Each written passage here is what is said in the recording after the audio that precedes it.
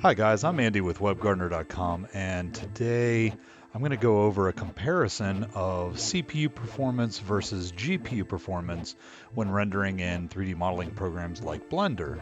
So let's jump right in and take a look at it.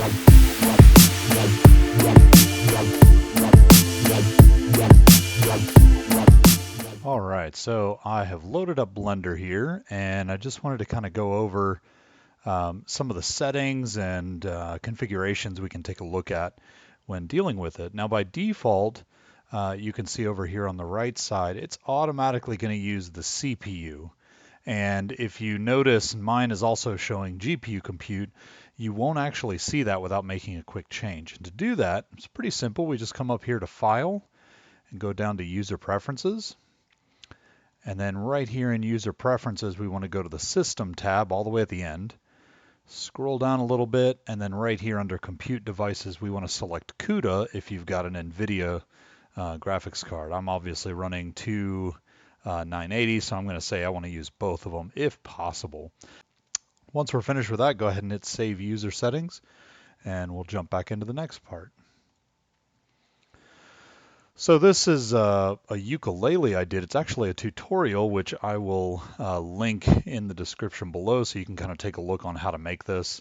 I was just having a lot of fun with it, and I really liked what the gentleman did there.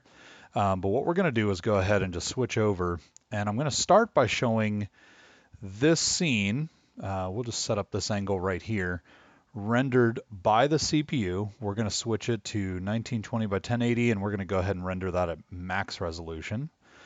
I'm going to change some settings down here. We wanted a PNG, and I wanted a 16-bit color depth. Getting tongue-tied here. And then further on down, what we want to do is go to our sampling. I already had it open. So go to sampling here, and then right over here on the right side, you can see we've got samples, render. I'm going to go ahead and do, let's do 1,000. That'll give us a better spread, I should say, between what the CPU is capable of and what the GPU is capable of. So I'm going to go ahead and get this started, and we'll see how long this takes. Now, before I do that, actually, let's go ahead and render it. All right, so the CPU has finally finished rendering this image here, the ukulele. You can see up here in the top left, took a total of 38 minutes and 36 seconds. Not too bad. Certainly we would get different performance if we were to look at something like an i7 or maybe even a Xeon processor, but I'll go over the finer details at the end of the video so we can compare that. So the next thing that we're going to go ahead and do is I'm going to exit out of that, and then I'm going to switch this over to GPU compute. So now it's going to take advantage of both of those GTX 980 graphics cards and all of the CUDA cores to actually render this. So I'm going to go ahead and get this started, and we'll see how long this takes. So the video card's just finished up, and as you can see, we went from 38 minutes to 8 minutes. Now, that is a huge, huge improvement in performance. In order to get a better understanding of what the difference is, we need to see what each core is really capable. Now, keep in mind, this is not an exact science by any means.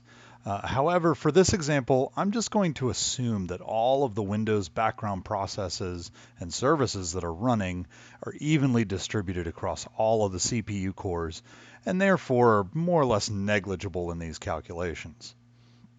Now, for the CPU, imagine that the tiles during rendering are distributed evenly among the CPU cores. This means that when the rendering completed in 38 minutes and 36 seconds, that is how long it took for a single core to complete 1/4 of the entire image. So to find out how long it would take the single core to complete the entire image by itself, we simply multiply it by 4. You can see that we get 2 hours, 34 minutes, and 24 seconds, give or take. Now for the GPUs, we split the image into two, since a single GPU, regardless of how many CUDA cores it has, is treated as though it is a single core by Blender. Now, once again, each GPU rendered half of the image, so we multiply by 2 to get the total time it would take for a single GPU to render the entire image. Next, what we do is we divide the total time it would take for a single CPU core to render the image by the total time of a single GPU core, and we can easily see that the GPU is more than 9 times more powerful for rendering. In Blender, using the GPU to render is almost always going to give you better performance. Now, the reason is simply that GPUs are designed to handle rendering specific functions for things like video games, texturing, lighting, and so on. Now, in my example, I'm of course running NVIDIA cards which use CUDA cores, but don't worry, if you're an AMD fan and you've got some Radeon cards in there, Blender does support AMD.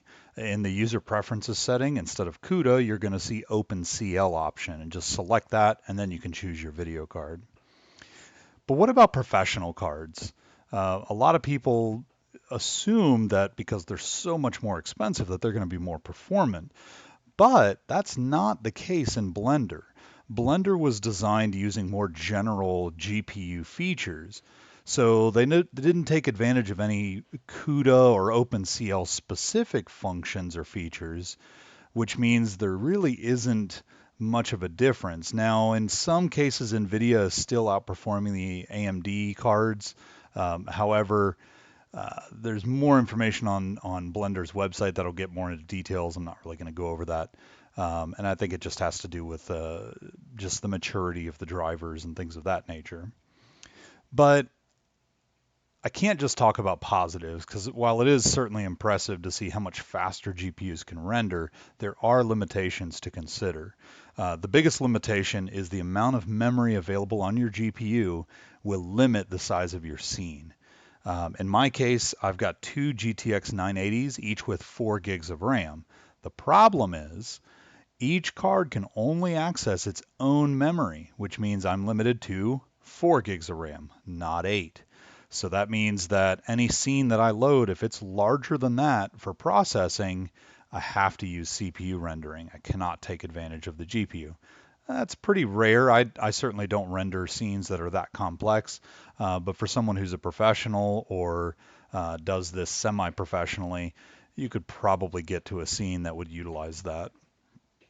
Now, I hope this has been really informative. If you want more information, check out the links that I'll include below. And of course, if you like the video, remember to hit that like button for me. I certainly appreciate it. So until next time, thanks for watching.